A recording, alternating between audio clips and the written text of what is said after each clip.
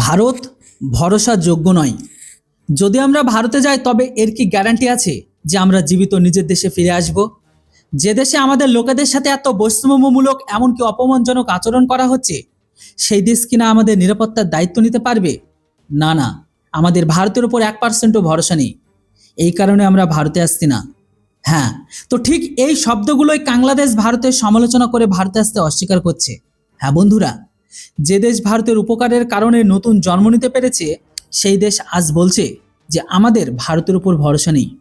এখন এই সব কথা চলছে আইসিসি টি-20 ওয়ার্ল্ড কাপ নিয়ে, যেখানে বাংলাদেশ একটু বেশি যেন বাহানা দেখাতে শুরু করেছে। সেই জন্য আমরা তাদের টাইট দিতেও শুরু করেছি। আসলে খবর বেরিয়ে এসেছে যে বাংলাদেশ ক্রিকেট বোর্ড ভারতে আইসিসি আর টি-20 ওয়ার্ল্ড কাপ খেলাতে মানা করে দিয়েছে, এমনকি তারা নিজেদের খেলোয়াড়দের ভারতে পাঠাবে না। তথ্য অনুযায়ী বাংলাদেশ ক্রিকেট বোর্ড ভারতের টি-20 ওয়ার্ল্ড কাপ নিয়ে নিজেদের অবস্থান কোনো পরিবর্তন করেনি। বাংলাদেশ ক্রিকেট বোর্ড এখনও ভারতে না খেলার সিদ্ধান্তে অটল রয়েছে। বাংলাদেশের অন্তর্বর্তী সরকারের ক্রীড়া উপদেষ্টা ইসলাম সন্ত্রাসী আসিফ নজরুলের সাথে হওয়া বৈঠকের পরে এই সিদ্ধান্ত নেওয়া হয়েছে। সন্ত্রাসী নজরুল তার স্টেটমেন্টে জানিয়েছে যে আইসিসি বাংলাদেশের সাথে অন্যায় করছে। সন্ত্রাসী নজরুলের বক্তব্য এটা হলো যে খেলোয়াড়দের নিরাপত্তার সাথে কোনো আপোষ করা উচিত নয়। এই মুহূর্তে ভারত এই অবস্থায় নেই যে তারা আমাদের প্লেয়ারদের হাই লেভেল নিরাপত্তা দিতে পারবে। আগে থেকে ভারতীয়দের মধ্যে আমাদের প্লেয়ারদেরকে নিয়ে অসন্তোষ আছে। তার কারণ কি সেটা আপনারাও জানেন, কেননা অন্যের পদে কাঠি ঢোকালে একদিন সেই কাঠে আপনার পদেও ঢুকবে, আর ওরা কি করেছে সেটা আপনারাও জানেন।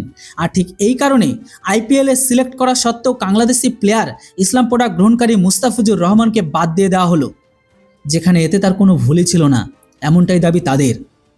ইসলাম প্রোডাক্ট সন্ত্রাসী সমর্থনকারী নজরুলের আরও বক্তব্য হলো যে ভারত ধর্ম আর খেলাকে একসাথে মিশিয়ে প্রথাগত ক্রীড়া প্রতিযোগিতাকে ধ্বংস করছে।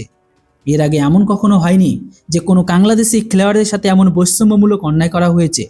তো এখন কি গ্যারান্টি আছে যখন আমাদের সব প্লেয়ার ভারতে আসবে তখন তাদের সাথে কি অভদ্রতামি করা হবে? বন্ধুরা, এরা ভালো জানে যে এরা ভারতের সাথে কি করেছে, সেই জন্য পদে এদের ভয় আছে যে ভারত কি করতে পারে। যেটাই হোক, এই কারণেই তারা এই টুর্নামেন্ট থেকে দূরত্ব বজায় রাখছে। অথবা এর থেকে ভালো হলো এই বিশ্বকাপে ভারতে হতে যাওয়া বাংলাদেশের ম্যাচগুলো শ্রীলঙ্কায় করানো হোক।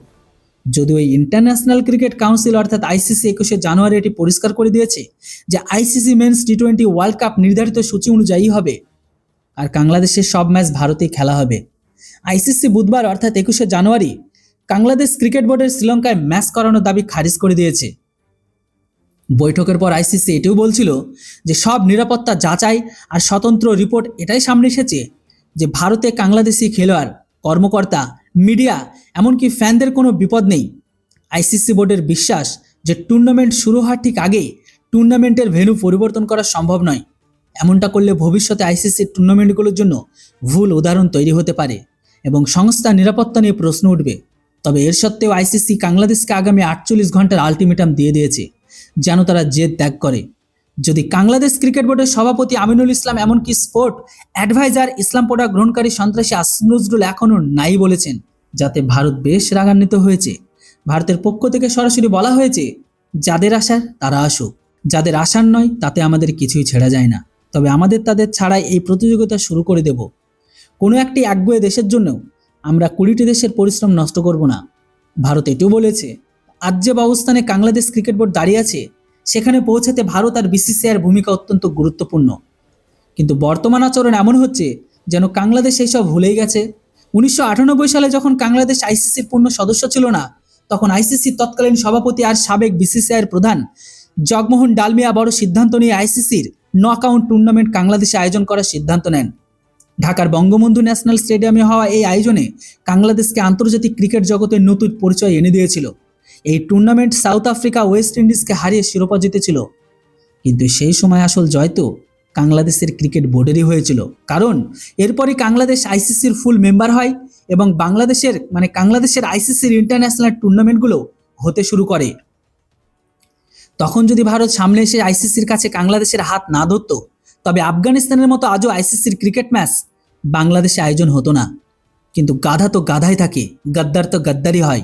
যাই হোক, ভারতের পক্ষ থেকে পরিষ্কার বলে দেওয়া হয়েছে বাংলাদেশকে আসতে হলে আসুক, না হলে আমরা তাদের ছাড়া এই ম্যাচ বা টুর্নামেন্টকে শুরু করব। বাকি 20টা দেশের খেলোয়াড়দের ভারতে খেলতে কোনো ভয় লাগে না। এমন অবস্থায় বাংলাদেশের যদি ভারতে খেলতে ভয় লাগে, তবে তাদের সিদ্ধান্ত তাদের কাছেই থাক। আর ভয় করার কারণটা কি? কেননা এরা জানে ভারতের পেছনে আগেই এরা কাঠি করেছে, ভারত যেবার কাঠি করবে এটা আগেই বুঝে গেছে। কেননা বাংলাদেশ ইজ নাও চুদলিংপং। যেটাই হোক, আমার মতে এত বোঝানোর পরেও বাংলাদেশ যদি এত অহংকার দেখায়, তবে আইসিসির উচিত বাংলাদেশের মেম্বারশিপই বাতিল করে দেওয়া। এই বিষয়ে আপনার কি মতামত নিচে কমেন্ট করে অবশ্যই লিখে জানান। ভিডিও আর ইনফরমেশন ভালো লাগলে অবশ্যই চ্যানেলটিকে সাবস্ক্রাইব করুন। Thanks for watching. জয় হিন্দ, বন্দে মাতরম।